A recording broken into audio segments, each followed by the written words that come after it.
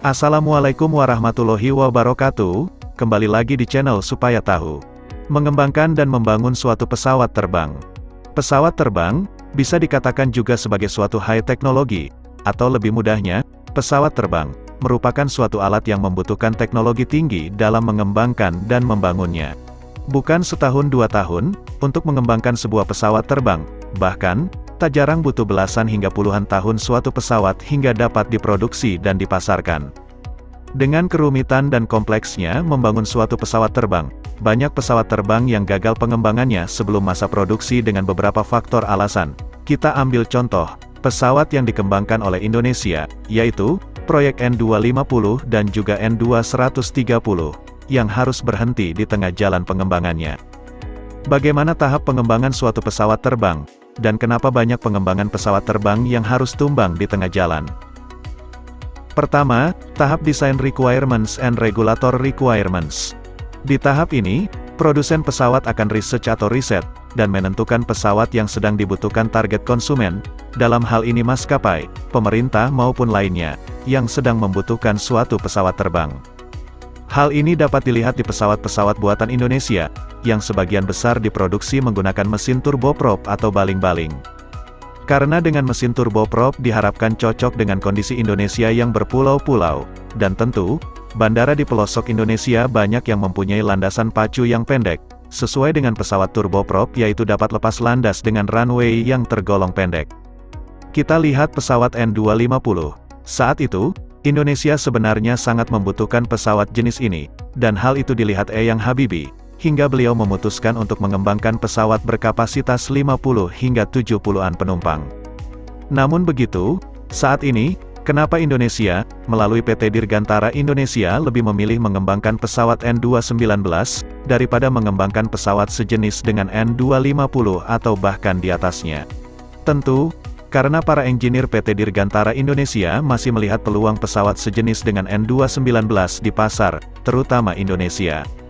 Namun kebutuhan pasar dari tahun ke tahun tentu bisa berubah. Kita bergeser sedikit ke pabrikan Boeing dan Airbus. Saat ini, Boeing dan Airbus lebih memilih untuk memproduksi pesawat berkapasitas 300-an penumpang, namun dengan jarak jelajah yang relatif cukup jauh, seperti Airbus A350, ataupun Boeing 787. Dan memilih menghentikan produksi pesawat jumbonya, seperti Airbus A380, dan Boeing 747, yang berkapasitas di atas 600 penumpang. Yang kedua adalah tahap Design Operate and Maintain. Di tahap ini semua aspek dan komponen pesawat harus direncanakan dan didesain secara matang.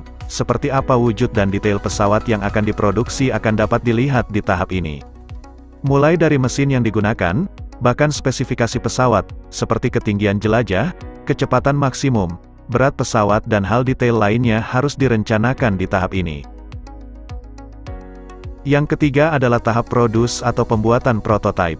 Tahap ini biasa dimulai dengan kegiatan simbolis pemotongan bahan baku pembuatan prototipe. Prototipe merupakan model pertama pesawat yang akan diproduksi massal, nantinya. Prototipe inilah yang menjadi uji coba dari seluruh fungsi komponen dan kinerja pada pesawat baik di darat maupun saat terbang. Selain itu, nantinya prototipe inilah yang akan diujikan untuk proses sertifikasi oleh otoritas yang berwenang di negara pesawat tersebut dibuat. Salah satu pesawat kebanggaan Indonesia yang telah sampai tahap ini adalah pesawat N250, di mana pesawat N250 telah berhasil tercipta dua prototipe, yaitu prototipe 1 yang diberi sandi Gatot Kaca dan prototipe 2 yang diberi sandi Kerincing Wesi, yang keduanya berhasil terbang.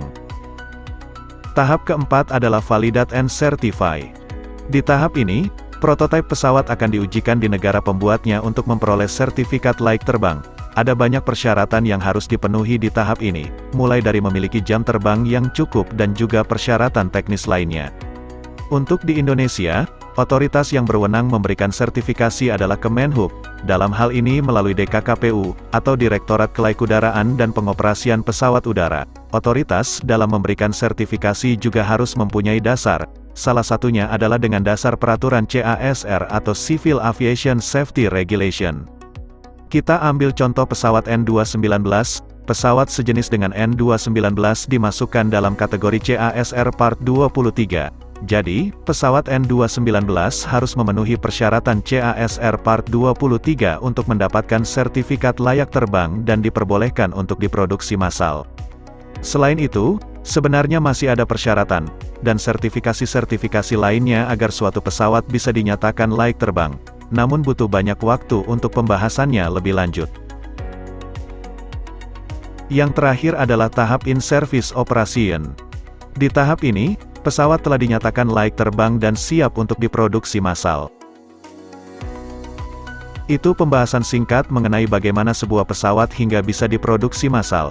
Sebenarnya, masih banyak tahapan-tahapan lainnya suatu pesawat hingga siap untuk diproduksi massal, namun, terlalu panjang bila harus dijelaskan di video ini. Sekian, Assalamualaikum warahmatullahi wabarakatuh.